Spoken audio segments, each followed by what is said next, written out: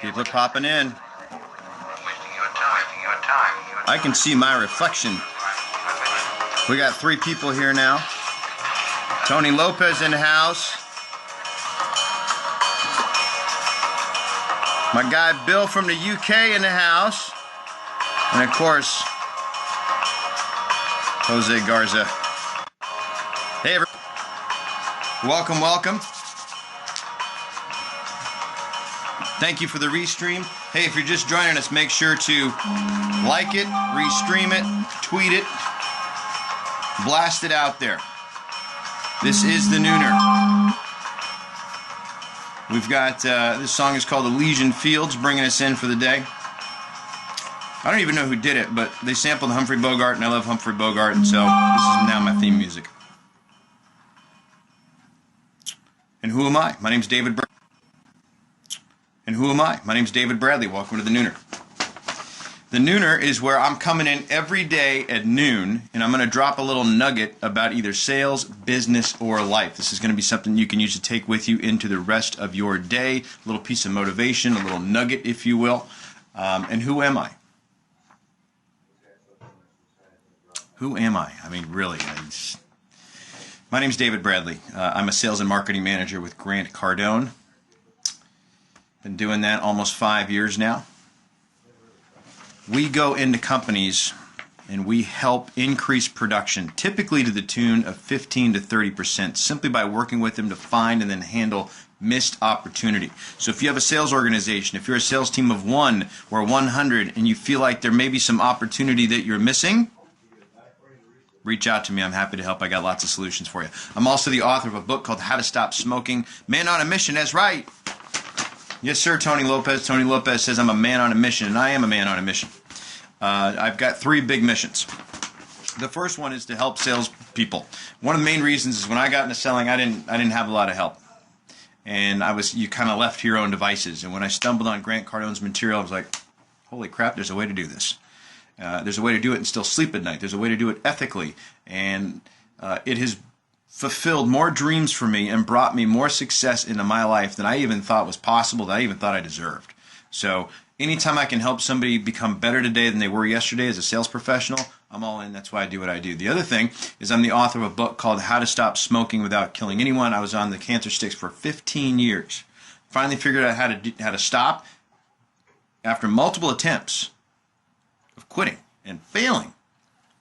I figured it out. So I wrote a book about how I did that and how you can too. So if you or anybody that you know is addicted to nicotine, smoking cigarettes, check out my website, stopdon'tquit.com, for a very fast solution that'll get you smoke-free in 3 days or less.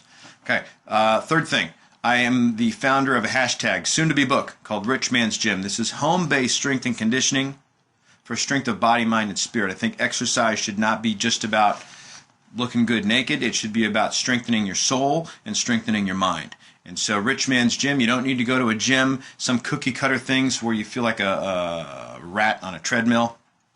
You don't have to do that. You really don't. You don't have to go to a nightclub disguised as a fitness center to get into the best shape of your life. You can do it from home. You can do it at the park. And that's what Rich Man's Gym is all about. So today on the Nooner, if you're just joining us, what's the Nooner? Okay, so it is literally where I'm going to come in at 12 o'clock noon Pacific Standard Time, and I'm going to deliver what I like to call lunch for your brain. At this point, you've had lunch or you're eating lunch. I'm using the forward-facing camera with the screen on your mobile does not show. Right. No, I get that. Thank you so much.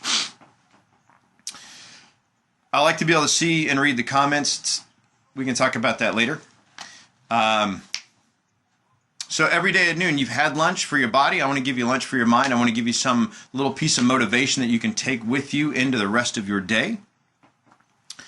And today we're going to be looking at 4 steps to handle an emotional customer.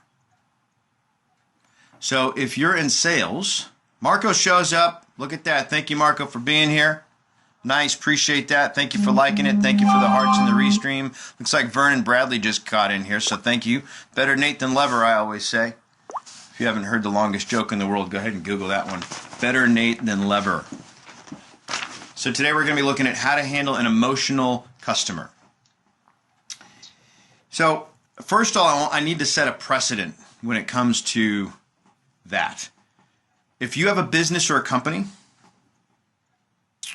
every employee in that company is part of the sales team. Do you agree with that? Let me know. Tweet that out to me. Send me a message down at the bottom. Every employee in the company is also part of the sales team. Yes or no? Agree or not? I believe so. I'm going to tell you why. Let's use a receptionist or secretary or some customer-facing employee that is not technically deemed salesperson. Somebody calls in and talks to them. That person is either selling that customer on why they made a good decision to call or why they probably need to hang up and try somebody else. Does that make sense? We're all part of the sales team. You all build value in your company. If you interact with customers in any way, shape, or form, that doesn't necessarily mean talk to them or physically interact. If you're on the internet department, if you're part of literally the web design team, you're still part of selling. And to have an understanding of that is crucial to the success and the solvency of the business. So keep that in mind. Everything you do, you're either selling your client on why they made a good decision to follow you and to reach out to you and to communicate with you, or why they made a bad decision and why they may need to go look somewhere else. Just think about the last time you were in a retail setting. Best Buy, Target, Sears, Walmart. How'd you feel? Right? Did they sell you on why it was a good idea to come in today, or did they sell you on why maybe you should have gone somewhere else? Think about that. Okay. So, if you're in business, then you're going to get to deal with emotional people. So if you're on the customer service side of things, then you are going to have people that are going to show up and they're going to be in an emotional state. Okay? You might also be on the flip side of that. You may encounter somebody on the other side of that is also in an emotional state. John, thank you for coming in. Love your profile pic. So, how do we deal with an emotional customer is what we're going to put attention on today. But this can work on the other way. So if you're the customer and you've got an emotional employee, these techniques work as well. So Grant lays down 4 different tips on dealing with an emotional customer. And you can get those tips in his book, The Closer's Survival Guide. But these tips don't just apply to a closing situation or an exchange happening. This is anytime there's an emotional situation going on. So, yeah, you ready? So step number 1, what do you think step number 1 is? I know Marco's cracking open his book right now trying to get to it before I drop it, right? All right, step number 1, remain calm. Chill out. Just because they're emotional doesn't mean you have to be as well. You don't have to match that energy, okay? Losing, just because they're losing their cool, right, does not mean you have to as well. I think 99% of the time, the reason a client gets emotional right now has nothing to do with you. Okay? They're emotional for their reasons, not yours. They don't even know you. They have no idea. So whatever you're getting from them, it's theirs. It's not yours. You don't have to own it. You don't have to take responsibility for it. It has nothing to do with you. Does that make sense? So just stay calm and keep that in mind. Like, this doesn't. How can it? They just met you, right? They hardly know you. Number 1, stay calm. Boom. There you go. Okay. So stay calm. Leave your ego out of the situation. Remember, this has nothing to do with you right now. This isn't a personal deal. Okay. They have an issue and they're frustrated, and you get to handle it. So congratulations. Okay. So step 1 is to remain calm, and then immediately move into step 2, which is, Marco, you ready? Stay interested. Step 2 is to stay interested. Okay, so what I mean by that, and what Grant means by that, what does Tony Lopez says? Tony Lopez says emotional people are being emotional as a negotiating strategy. I keep smiling. Damn right. It's right. I'm with you. Hey, you know what? And a side note, check this yesterday, and this is put up on their wall. It's right next to their desk. He's got agreement vocabulary, right? Isn't that cool? You're right. I'm with you. I agree. I'll work it out. I understand. I'll make that happen. Done, right? Isn't that cool? So it's got it right there in front of him. This guy spends his whole day on the phone, so he's got that right there in front of him so he can stay in a place of agreement with his client, and he can remain calm, not get emotional, right? And then look at this. Commitments cannot... So I think that's really cool to see that that's having an impact for him. Anyway, so what are we doing? We're staying interested in our client. That's step number 2. You want to take all of your attention and you want to put it on them. Just like what Tony's saying right here, emotional people are being emotional as a negotiating strategy. I keep smiling. So what is he doing? He's putting his attention on them. And by putting your attention on them and taking it off of you, you don't have an opportunity to get emotional. It keeps you focused on them, being of service to them, listening to them, hearing them. I talked about this the other day about one of Stephen R. Covey's habits, which is to, do you know what it is? Seek first to understand, then to be understood. Okay? So same concept applies when you've got an emotional customer in front of you. Put all your attention on them, focus on being of service, and really try and understand where they're coming from. That goes back to the agreement concept. Okay? Always, always, always agree. So if I know where they're coming from and I'm interested in them and helping them, it's going to change the dynamic. If I get all out of shape because they're pissed off right now, I can't help them. So then we've stayed calm. We've stayed interested. Now what are we going to do? We're going to keep negotiating. Now earlier I said, hey, we're not talking about going for a close. Okay? So what does this mean, keep negotiating? You got something that you want, right? So do they. You're trying to handle a situation, so you want to continue to negotiate through that. Okay? So this can be at a town hall meeting. When a fire shows up, this is Tony Lopez again. Thank you so much for all the comments, man. These are awesome.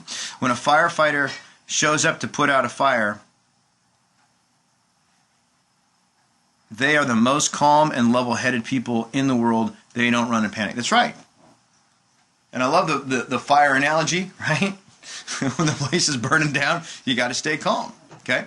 So when you continue on negotiating, where else does this plug in? This is Thanksgiving dinner, when your Uncle Leo starts talking about immigration or abortion or religion or whatever, right?